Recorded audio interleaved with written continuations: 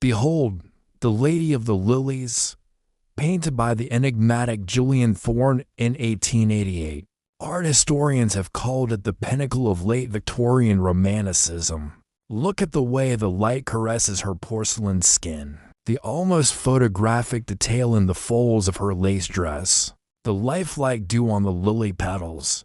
It's a vision of serene, almost divine beauty. For over a century, its whereabouts were a mystery, a masterpiece lost to time.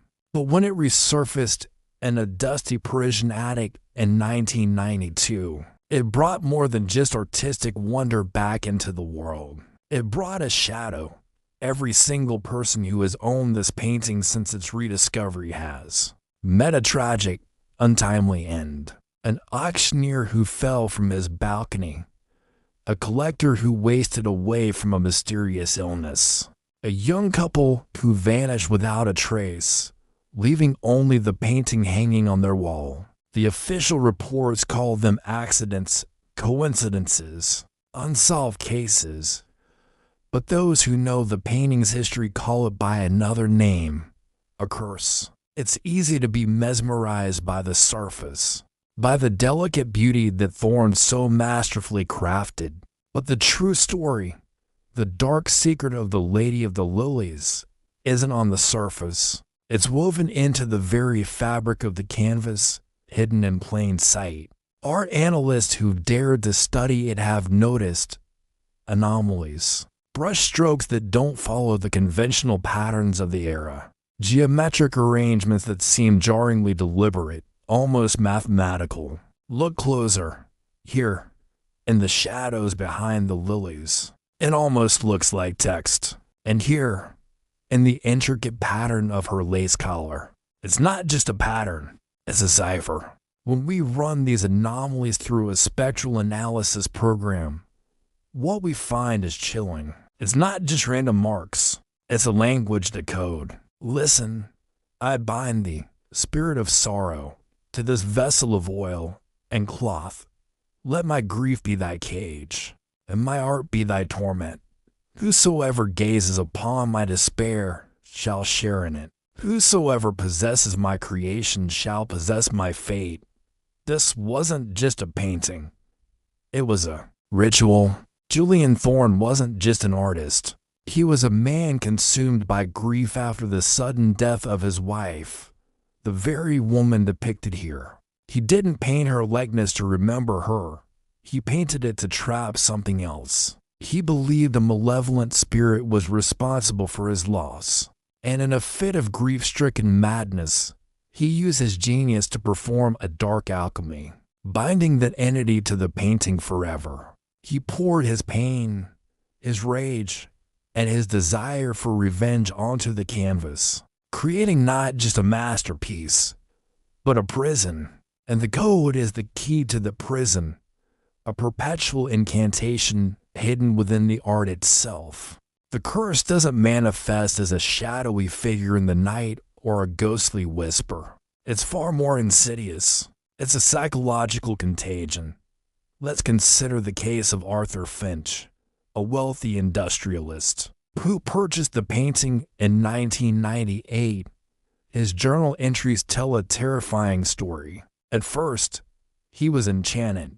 Her eyes, he wrote, they seem to follow me, filled with such a profound sadness. It is captivating. Within weeks, his tone shifted. The sadness he saw in her eyes began to feel like his own.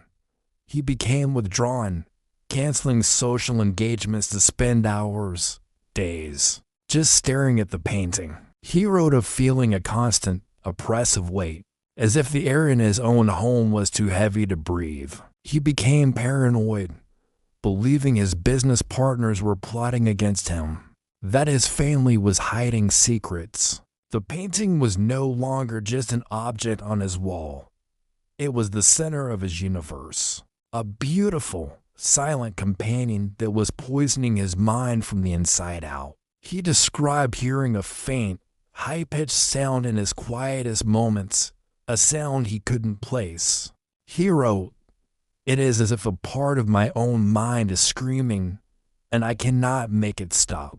I must get away, get away from her eyes. Arthur Finch was found in his study 2 months later, having succumbed to what the coroner ruled a sudden and catastrophic mental breakdown. He hadn't been murdered by a ghost.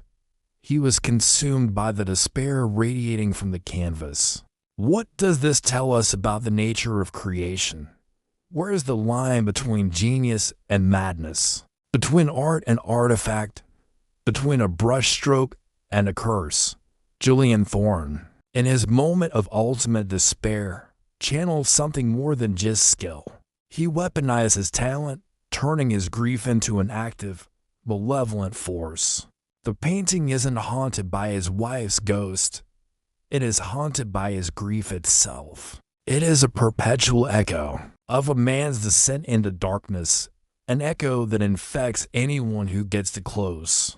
The true horror of the Lady of the Lilies is the realization that a human being, through the sheer force of their will and emotion, can create something that can unmake others. The art is not a passive object.